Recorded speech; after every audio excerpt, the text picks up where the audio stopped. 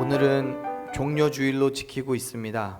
종려주일은 우리가 1년 동안 예수님의 생애를 기념하는 여러 가지 기념일 중에 가장 첫 번째 있는 날입니다. 예수님께서 예루살렘 성에 입성하시던 그 날과 그 상황을 우리에게 기억하라고 얘기하면서 예수님께 집중하게 하는 날이 바로 종려주일이에요. 종려주일이라는 명칭은 예수님께서 예루살렘 성에 들어가실 때 모여있던 많은 사람들이 종려나무 가지를 바닥에 깔고 흔들었던 것을 의미합니다. 그래서 오늘이 바로 그 종려주일이에요. 여러분, 예루살렘 성에 들어가시는 예수님은 많은 사람들의 환호성과 그 환영을 받았지만 사실 그렇게 환영받을 만한 모습으로 들어가신 건 아니에요. 왜냐하면 예루살렘에 들어가시는 그 예수님은 그들이 맞이하는 개선 장군의 모습, 절대 악인 로마로부터 절대 선인 이스라엘을 구원해낼 왕의 모습이 아니었기 때문에 그래요. 하나님께서 그에게 맡기신 사명의 마지막 일주일을 보내시기 위해서 예루살렘으로 가시는 그 예수님은 마치 자신의 생애를 정리하는 것과 그런 같은 모습으로 들어가셨어요. 하지만 많은 사람들은 예수님의 그러한 모습은 이해하지 않고 호산나 다윗의 자손이여 라고 외치며 종려나무 가지를 흔들며 그렇게 환영을 하지요. 사랑하는 여러분, 오늘 종려주일을 지내면서 말씀을 통해서 한 예수님께 주신 그 사명을 예루살렘에서 마무리하시려는 그 예수님을 오늘 이 시간 만나셨으면 좋겠습니다. 그리고 그 모습이 오늘날 그리스도인으로서 예수 그리스도를 본받아 우리에게 주어진 그 사명을 살아가기를 결단하는 저와 여러분에게 위로와 격려가 되는 시간이었으면 좋겠습니다. 자, 예수님은 예루살렘 근처에 오셨어요. 그곳이 이제 벳바게와 베단이라고 얘기하는데요. 그곳에 오셨을 때에 제자 중에 2명을 보내시면서 하나의 명령을 하시죠. 말씀을 다시 한번 볼까요?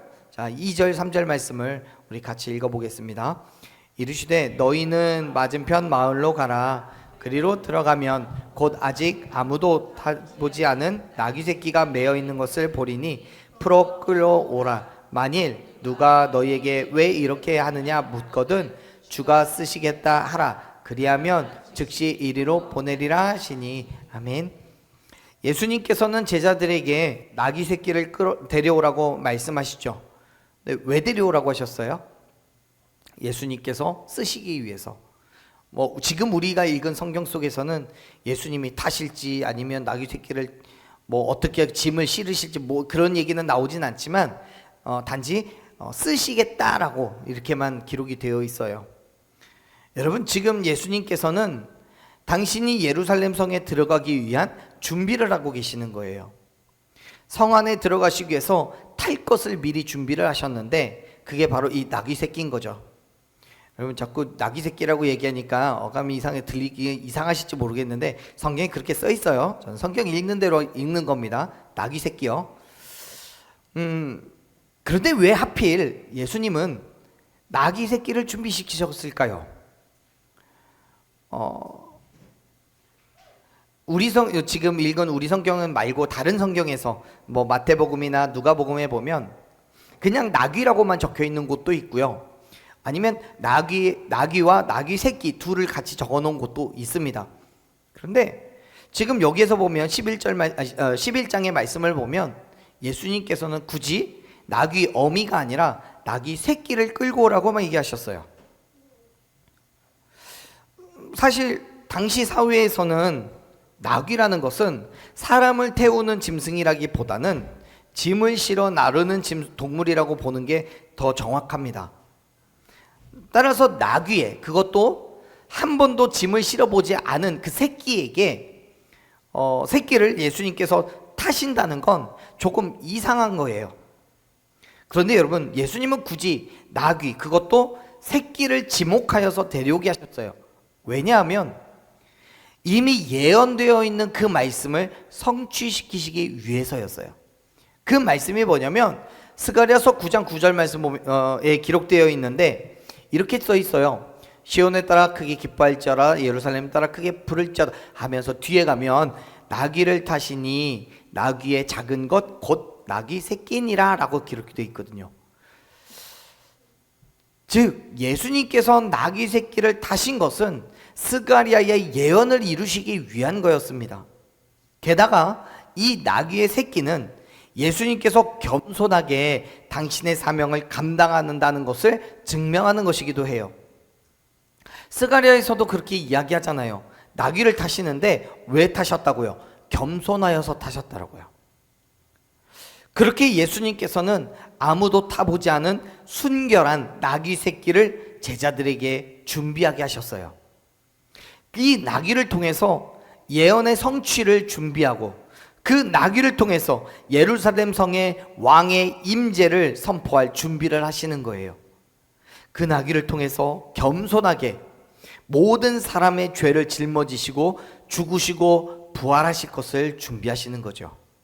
사랑하는 여러분, 지금 예수님은 예루살렘에서 하실 일을 준비하고 계시는 거예요. 이후에 예루살렘에서 어떤 일이 있을지 또 무엇을 해야 할지 다 알고 계시기 때문에 그 일을 하나하나 준비하는 그 과정 중에 있는 거예요. 그래서 예수님은 그 일을 위하여 나귀 새끼를 타시고 예루살렘 성에 들어가시기 위해 준비하셔요. 그렇게 예수님은 당신의 마지막을 준비하고 계십니다. 사랑하는 여러분, 여러분은 무엇을 준비하고 계십니까? 우리의 마지막을 위해서 여러분 무엇을, 어떤 것을 준비하고 계십니까? 이 연금 준비하고 계시나요? 보험 들어놓고 계시나요? 여러분, 우리를 통해 역사하실 하나님의 일을 준비하시기를 바랍니다. 내 삶의 모습이 어떠하든지 지금 내가 얼마만큼 초라하고 얼마만큼 부족하고 내가 가진 것이 얼마만큼 작고 연약하든지 하나님께서는 우리를 통하여서 행하실 일이 여러분 각자의 삶을 통하여 행하실 일이 분명히 있음을 믿으시기를 바랍니다. 그 일을 하나씩 하나씩 준비하시기를 바라요. 그 준비하는 그 과정 속에 오늘 지금 이 시간도 들어있는 거예요. 여러분, 나귀 새끼는요, 예수님에게 있어서는 정말 너무도 초라하고 연약한 거예요. 예수님이시라면, 그의 능력과 그의 권세라면 하다못해 나귀 새끼가 아니라 나귀 어미라도 타셔야죠. 새끼가 웬 말입니까? 그런데 여러분, 예수님은 그런 걸 중요하게 여기지 않으세요.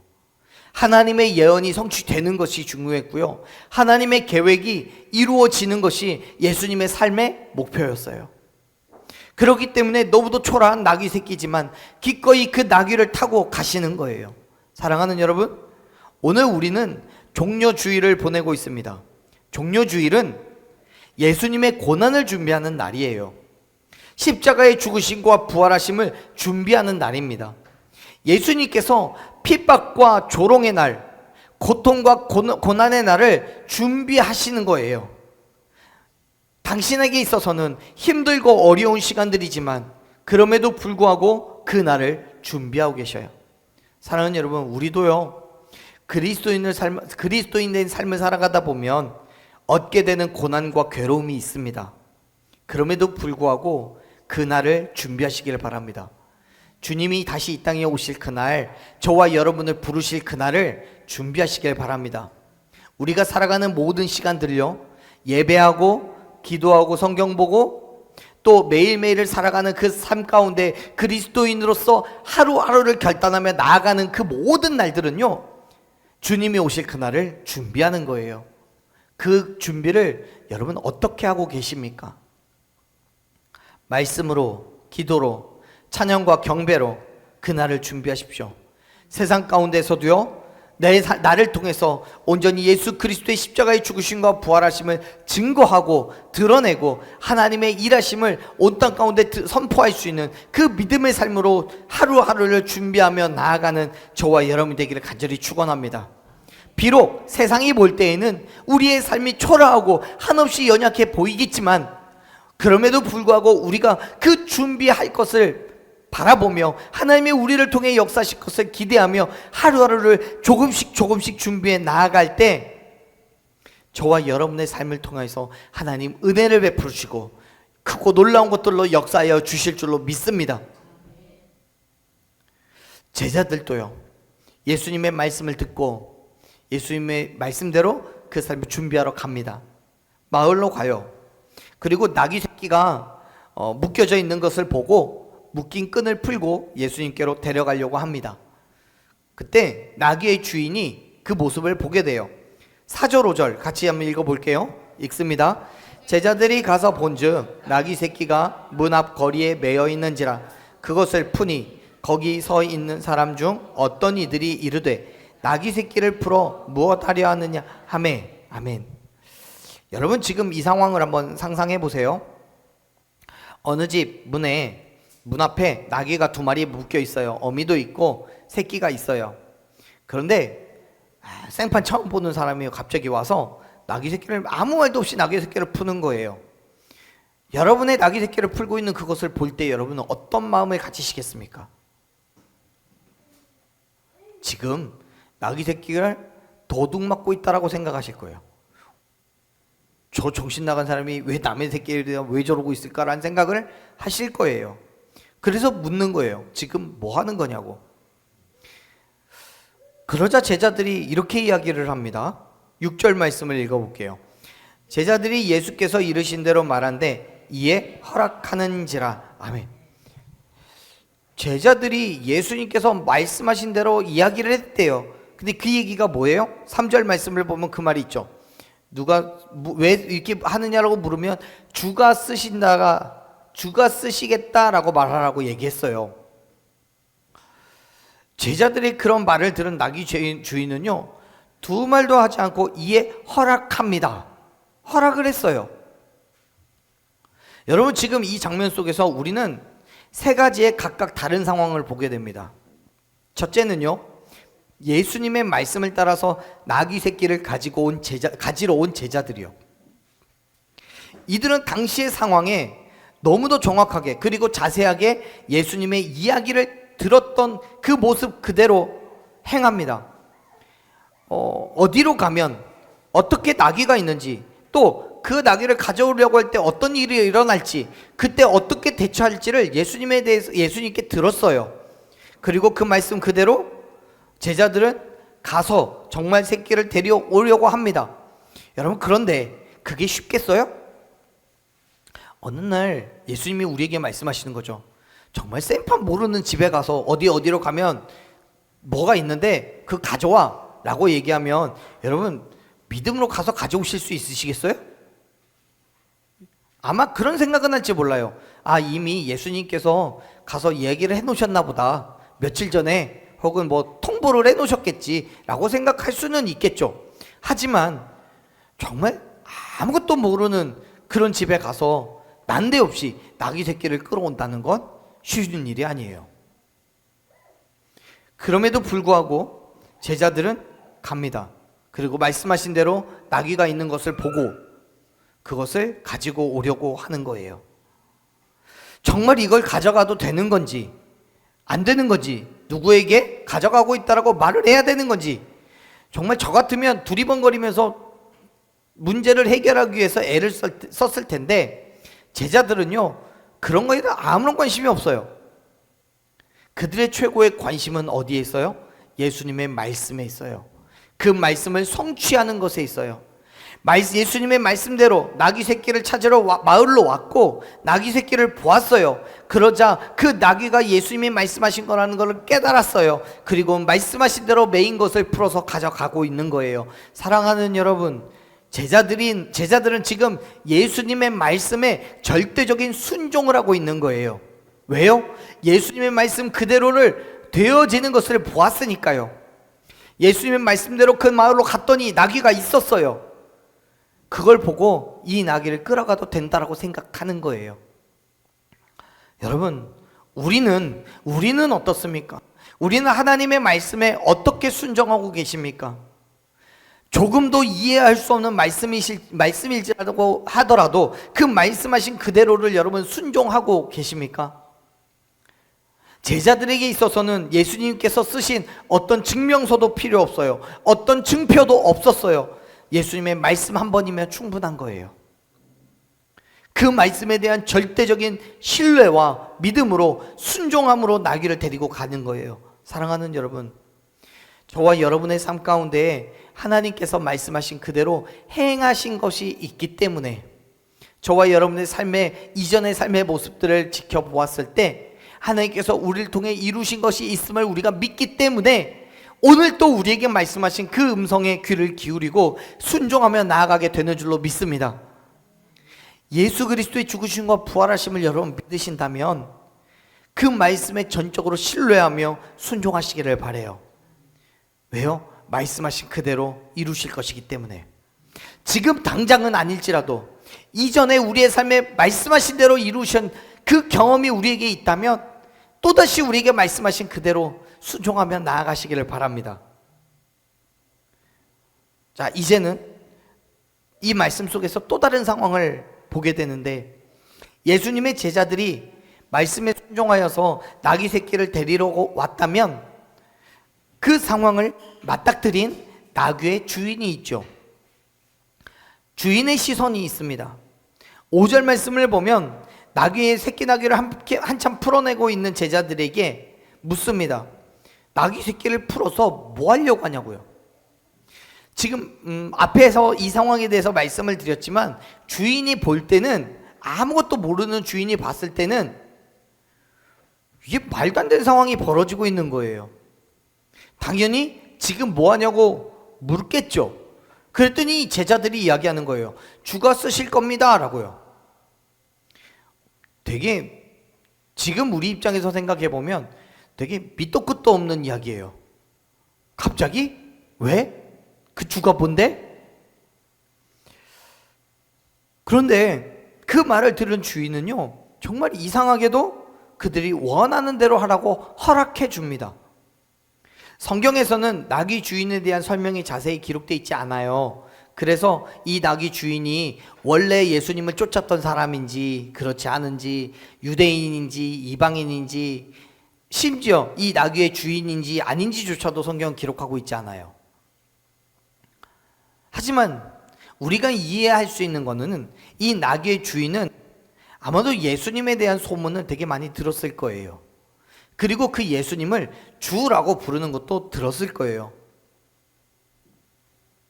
어쩌면 이 사람도 예수님에 대해서 믿고 있었을 수도 있습니다.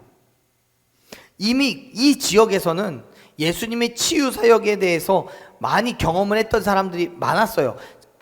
치유의 은혜를 받은 사람도 있었고요. 그 기적의 현장에 있었던 사람들도 있어요. 그렇기 때문에 이 주인에게 있어서는 주가 쓰시겠다라는 그 말이, 즉 예수님이 치유의 능력을 행하시고 기적을 베푸는 그 예수님이 이 나귀를 쓰려고 합니다라는 음성으로 들렸던 거예요. 그래서 어떤 질문도 주장도 하지 않고 즉각 허락해 줍니다. 성경에서 허락하다라고 번역하고 있는 헬라어는 어떤 상황을 허락하는 것이에요. 그래서 그 상황을 상관하지 않다, 내버려 두다, 이런 의미를 가지고 있습니다. 즉 나귀를 풀어서 가지고 가든 말든 거기에 대해서 상관하지 않는다는 거예요. 내버려 둔다는 거예요. 나귀에 대한 소유권이 분명히 그에게 있음에도 불구하고 예수님께서 쓰시도록 자기의 소유권을 내어드리는 거죠. 사랑하는 여러분, 나귀 주인은요, 예수님의 권위를 인정합니다. 제자들을 통해서 선포된 주께서 쓰시겠다라는 그 말 한마디에 절대적인 순종을 했습니다. 그래요, 예수님께서 예루살렘 성을 향해 걸어가시는 그 길에 순종이 있었어요. 제자들과 나귀 주인이 예수님의 말씀에 순종을 해요. 절대적으로 순종해요. 그와 같이 예수님 또한 하나님의 말씀에 순종함으로 나아갔습니다. 예루살렘 성으로 들어가기를 결단하는 거 그 쉬운 일 아닙니다. 왜요? 그 길에서 어떤 일이 있을지 다 아시니까. 모르면 그 순종할 수 있죠. 하지만 다 알면서도 순종한다는 건 쉬운 일이 아니잖아요. 예수님의 순종이 없었다면 결코 예루살렘 성으로 가지 않았을 거예요. 고난과 죽음의 그 길을 어떻게 갈 수 있겠어요? 그렇다면 예수님께 순종이 없었다면 나귀 새끼를 가져오라는 말씀의 제자들 또한 순종할 수 없었을 거예요. 사랑하는 여러분, 그리스도인은 하나님의 어떠한 말씀에도 절대적인 순종이 있어야 합니다. 물론 쉽지 않아요. 말도 되지 않고 이해가 안 될 수도 있어요. 갈등이 있을 수도 있어요. 그럼에도 불구하고 여러분 믿음으로 순종하시기를 바랍니다. 나를 통해서 행하실 놀라운 일들을 기대하며 말씀에 순종하시기를 바라요. 만약에 이 제자들이 나귀를 풀으러 가지 않았더라면 그 나귀는 예수님께로 나아올 수 없었을 거예요. 그 나귀 새끼를 풀어대고 있을 때 그 주인 옆에 있던 사람이 왜 그러냐고 이야기하고, 제자들이 주가 쓰시겠다라고 말씀했을 때 그 말에 이 주인이 순종하지 않았더라면 거기서 정말 제자들과 싸우고 따지고 나귀를 뺏기지 않으려고 발버둥을 쳤다면 예수님의 십자가는 아마 없을지도 모릅니다. 여러분, 주가 쓰시겠다라는 그 제자들의 한마디에 더 이상 어떤 주장도 없이 허락한 이 주인의 모습은 제자들이 볼 때는 기적과도 같은 일이에요. 말도 안 되는 일이 벌어진 거예요.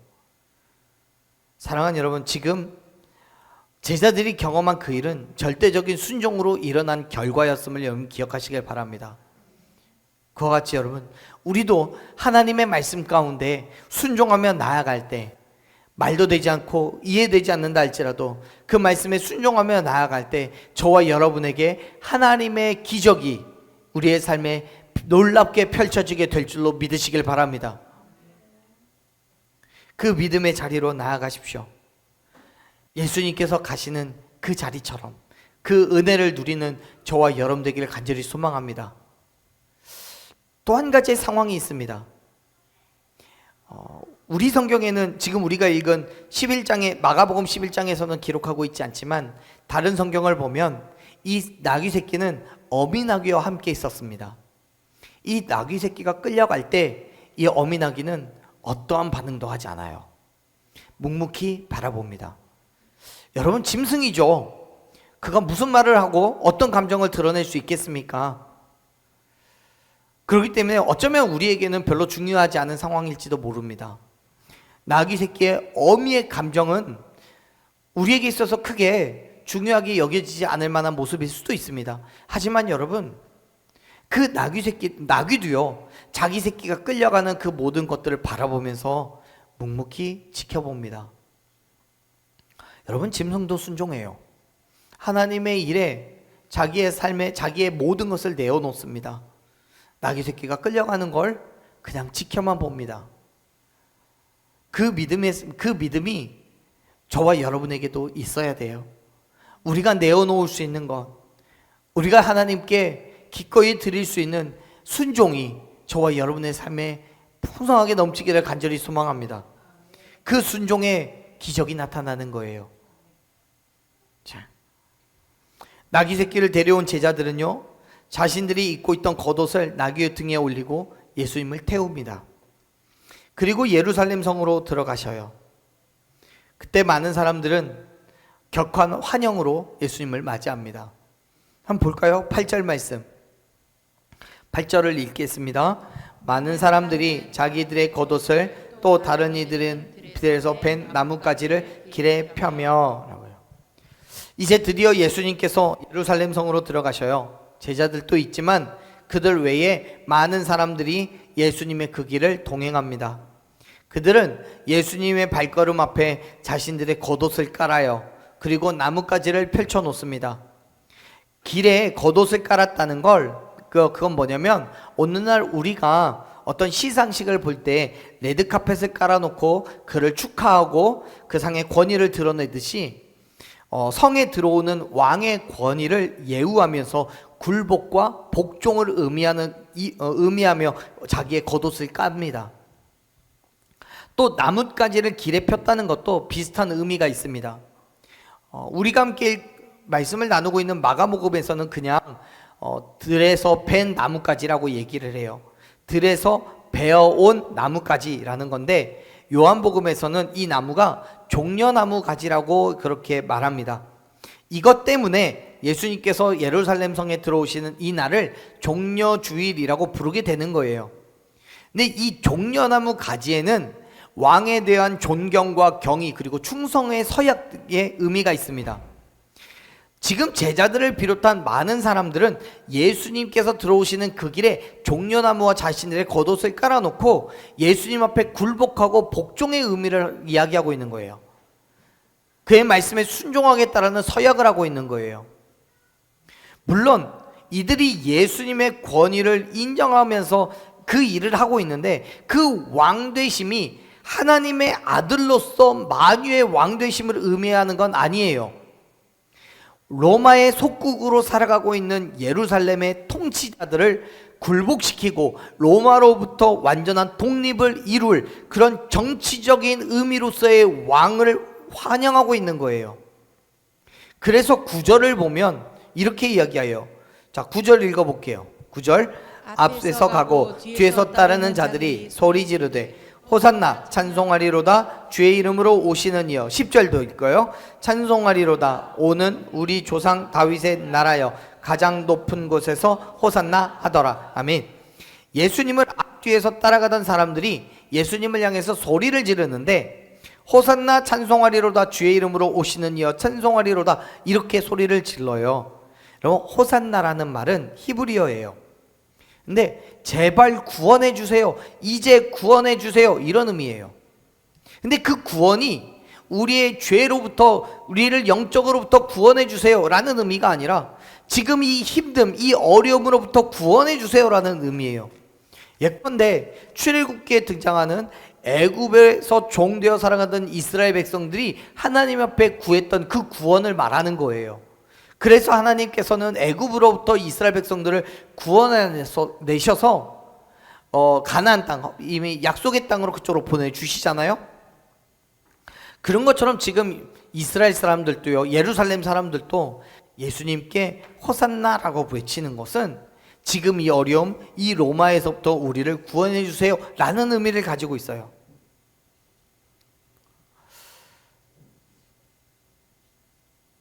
그런데 여러분, 예수님을 환영하는 이 환영 인사가 그들에게 있어서는 그렇게 로마로부터 우리를 구원해달라는 외침이지만 이건 결국 하나님께 도움을 구하는 간구이자 부르짖음이에요. 하나님을 통해서, 하나님 저 사람을 통해서 우리를 구원해달라고, 우리를 모든 죄에서부터 구원해달라는 외침이요. 예수님을 하나님께서 보내신 사람이라고 인정하고 있는 거예요. 그런데 그 인정이 인간의 왕, 정치적인 입장에서 의미로서 로마로부터 구원해낼 그런 왕이라고 이해하는 거예요. 사랑하는 여러분, 예수님은 예루살렘 성에서 당신의 생명을 내어놓으시고 죽으시고 부활하시기 위하여 오셨음을 믿으시길 바랍니다.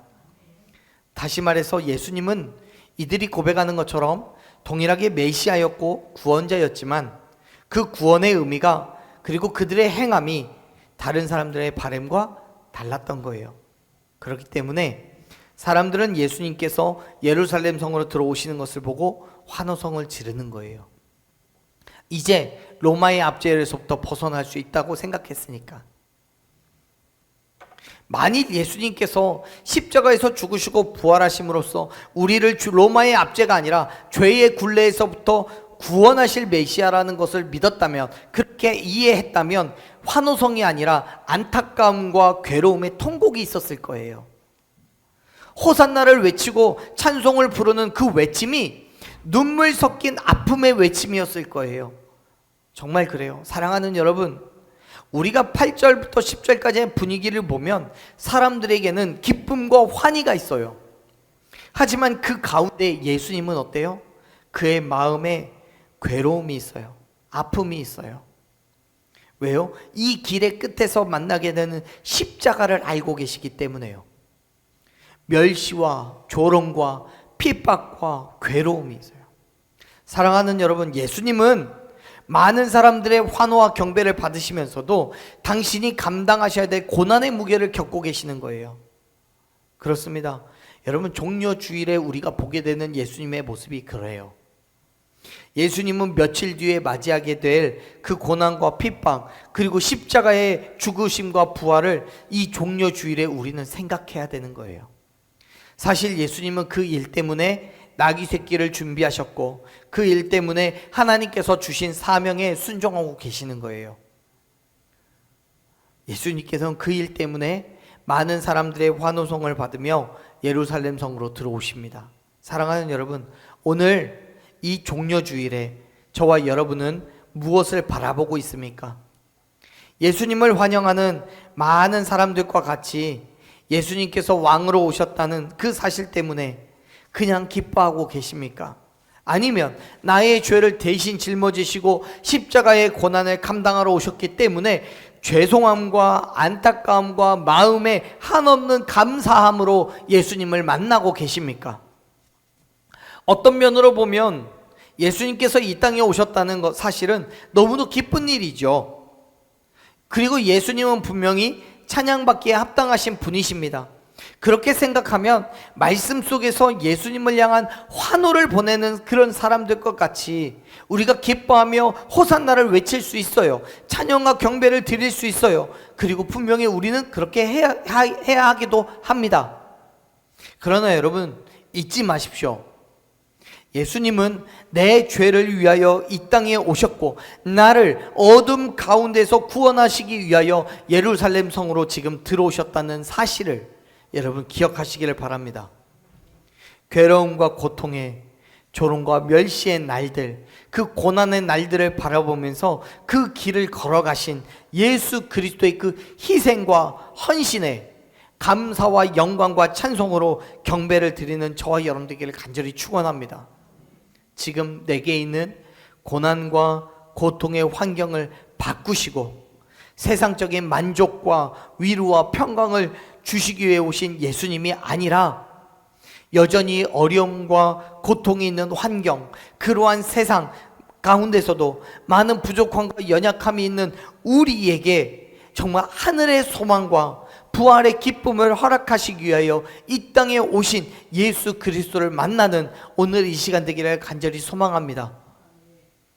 여러분, 고난주간을 준비하면서 절대적인 순종으로 고난과 괴로움의 길을 기꺼이 감당하며 나아가는 저와 여러분이, 그래서 정말 종려주일에 예수님을 만나는 저와 여러분이 되기를 간절히 소망합니다. 그리고 그 믿음의 순종으로 나아갈 때 세상이 주는 그 고난에 굴복하지 않는 진정한 그리스도인의 삶으로 살아가기를 간절히 결단하시기를 바랍니다. 오늘 이 종려주일이 저와 여러분에게 예루살렘 성으로 들어가시는 예수님의 마음을 품고 그 마음으로 세상 가운데 나아가는 저와 여러분 온전한 그리스도인 삶이 되기를 간절히 축원합니다. 아멘. 우리 시간 함께 찬양으로 결단하며 기도하십시다.